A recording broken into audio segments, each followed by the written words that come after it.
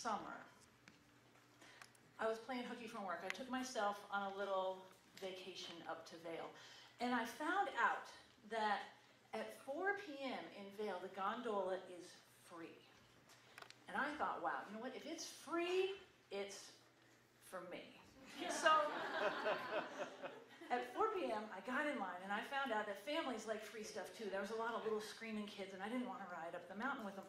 But I saw one car just about to leave the station.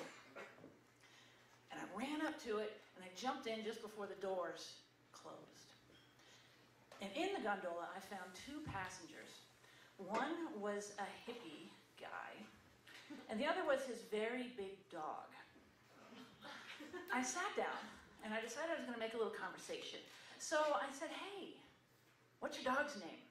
Now, this hippie had taken full advantage of Colorado's new pot laws. He was just about passed out, and he sort of opened his eyes at me, and he said, dude, it's not a dog, it's a wolf. But don't worry, I've had him about a week. He's trained.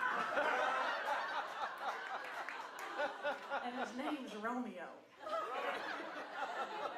So, you know, I know a thing or two about wolves. I mean, I've seen the Discovery Channel. And I know that wolves need 10 square miles or so per day to roam, or they need to be behind a fence, not in a gondola with me.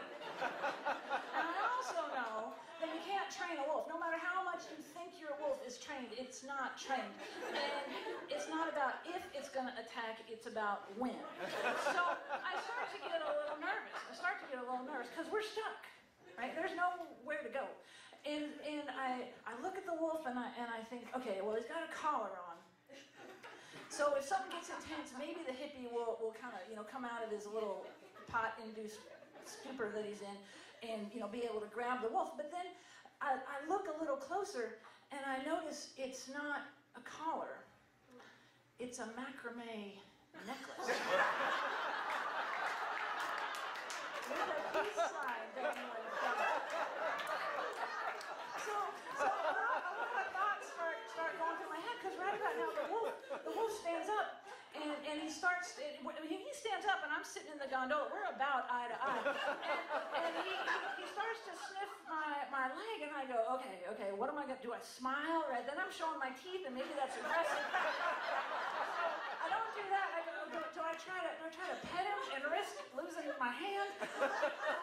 Do I just curl up in the universal sign of submission? Does any of it matter because I know he can smell fear? And I'm losing my mind right about this time, about halfway up the mountain. And then it gets a little worse because, you know, he's starting to sniff up my leg, and I realize that I've cut my hand on the way into the gondola, and I'm smelling like fresh meat. And I'm not sure if he's had lunch. So I just freeze, and you know, he's sniffing up my leg, and I'm closing my eyes. I'm like, okay, maybe he won't see me. And then all of a sudden I feel his hot breath on my hand.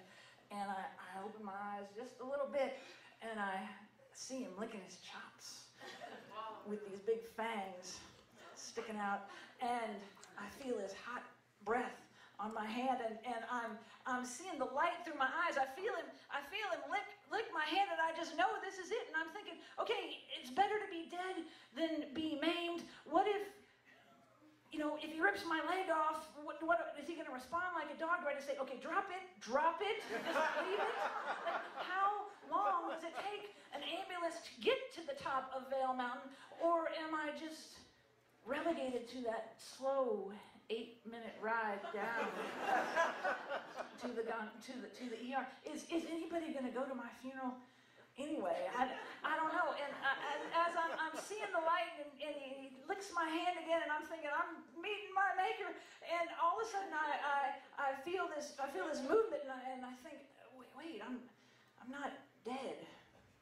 It's the sunlight's been hitting me straight in the face, and I can see it through my closed eyes. We're actually pulling into the gondola station, the doors swing open, the hippie kind of regains consciousness. He takes Romeo by the necklace and leads him out. And he throws a ball for him.